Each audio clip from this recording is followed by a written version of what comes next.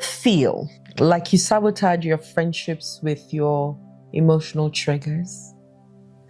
I had this friend that said to me one day that she was too nice to me, so I had to end the relationship. She was too nice, was why she ended the relationship. I've heard people also say, he was too nice to me. That's why I ended the relationship. He was always there for me. That's why I ended the relationship. She used to send me messages. I remember somebody said to me personally that I'm not used to people checking in on me. And I smiled and I said, I get it. I'm different. I check in on people. Now, those are triggers. And once again, what is a trigger? A trigger, for me, the way I describe a trigger is something that already exists in me, that a light bulb was just turned on for me to see it. So if something didn't exist in you, nothing can trigger it. But if something already exists in you as an imprint, then different things that connect to the meaning that you gave to the thing that caused the first thing before the trigger, every other thing that happens around it will keep coming and turning on that trigger. I remember one of my triggers was, a woman is meant to subject. Just say that thing to me. You have looked for trouble. Because whenever you said it, what I heard was, a woman is a servant. That's what I made it mean. And so once you say that sentence, you have lost me completely, because I didn't work so hard to become somebody's servant. Impossible. So the warrior in me will stand up so much that I will be fighting a battle that I don't even know where the battle came from. It was so strong in me. It was a deep trigger, because I didn't want anybody to treat me maybe the way I was treated as a child, where I didn't have a say in my life. What are your triggers? What are your emotional triggers that can and have disrupted and erupted so many great relationships and people in your life? Whether romantically or platonically, or even business-wise. You know, they say something that just, you go off completely and you're like, I'm not doing it again. And you break a relationship that could have been so fantastic just because they triggered you in a way. And rather than saying, oh, I was triggered by this action, you say you did this, or you made me angry, or you made me, and then you cut off those relationships. I'm here to say to you today that this video is for you. And maybe I can help you. Maybe I can help give you some tips around it to help you look through it and look around how you can do better so that you can have friendships. Because the truth is, the more connection you have in your life, the better your life would ever be. The less connection you have in your life, the worse the quality of your life is. Let me use that word. When you have more connections, your quality of your life, you have satisfaction, you have enjoyment, you have purpose, you have meaning, all those things, you have bliss, right? You can travel with people, you have a great time, you have a village around you of people who tend to different needs that you have, or voids that you have to fill, even if the best thing is to do it by yourself, but you also need some support from time to time. The less connections you have, the more depression will come near you, the more suicidal thoughts will come near you, the more anxiety you'll have, the more fear you'll have, the more paranoid you will be. I mean, the list is endless.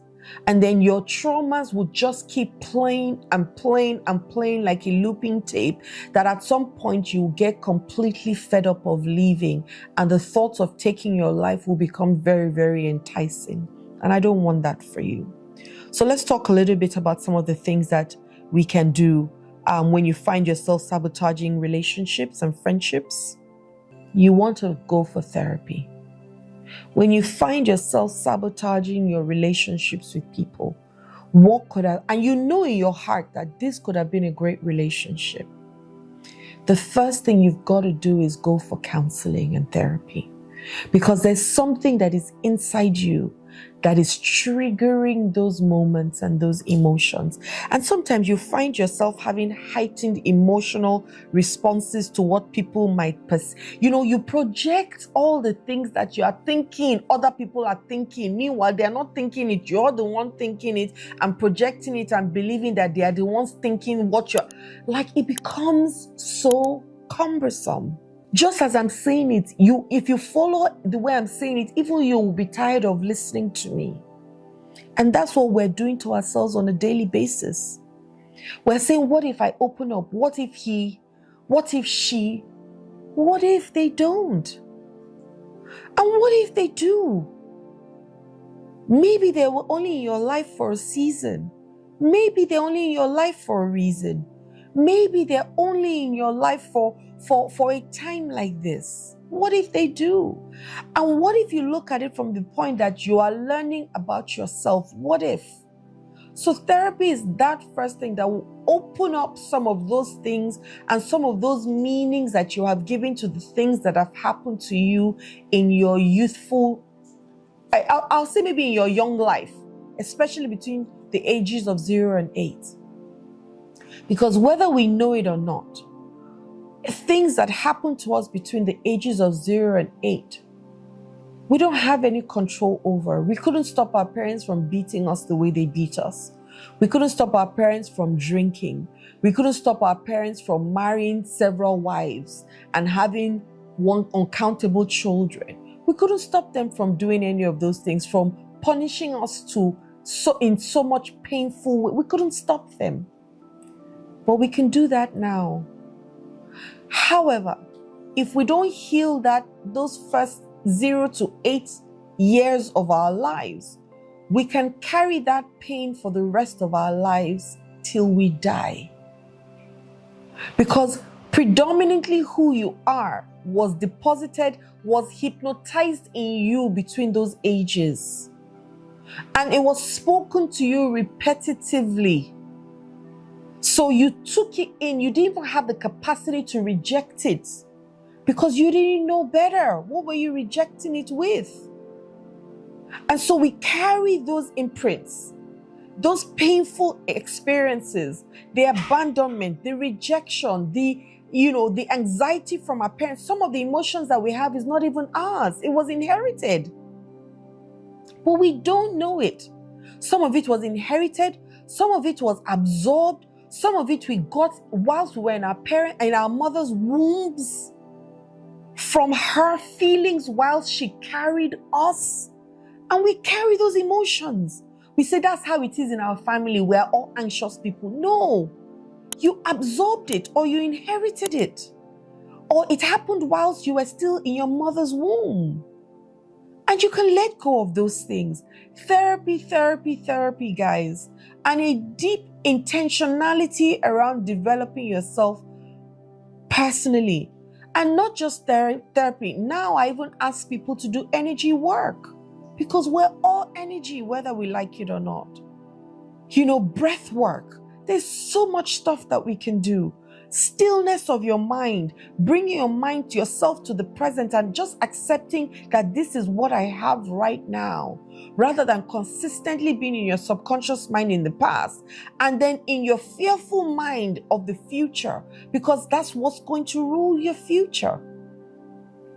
Another thing you can find yourself doing is, the past is honestly, we're either in the past and that's the truth. We're either in the past or we're consistently in a future that has not happened. And you will figure out that most of the time, those things that you even project don't actually happen. Some of them do, however. I was saying to my mom this morning that you can believe so much in a lie that it becomes your truth. Because you keep telling yourself, this is what it is, this is what it is, this is what it is, this is what it is. And the Bible says, as a man thinketh, so is he. It's a law. It's not even it's like the law of gravity. The more thoughts you think negatively, the more you're going to attract negative things, period. So if you keep thinking that the friendships that come into your life will be bad for you, they'll be bad for you. And they were bad for me for a very long time, until I changed it around and I went for healing. I went for therapy. I've done so much forgiveness exercises, so many. Till today, I still do it. Because I want to free myself.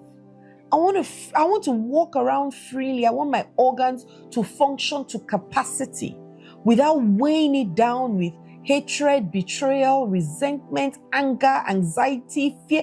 I don't want to carry those things. What I want is bliss, joy, satisfaction, fulfillment. I want to thrive. I want to flourish. I want to laugh. I want to play. I want to have fun. I want my creative juices to be running up and down, and I want to have love. I want to love. That's all I desire right now.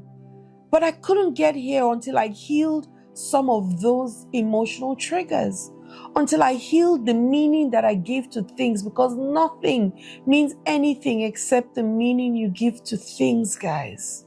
So what can we do once again? Please go for help. Like I said, we all as human beings, we were created for connection. That's why God said it is not good for Adam to be alone, hence creating Eve. The animals, he created them both male and female. Companionship, connection, just a hug, a 6-second hug will release beautiful endorphins in your body. A 6-second kiss, just a kiss of 6 seconds will release oxytocin in your body.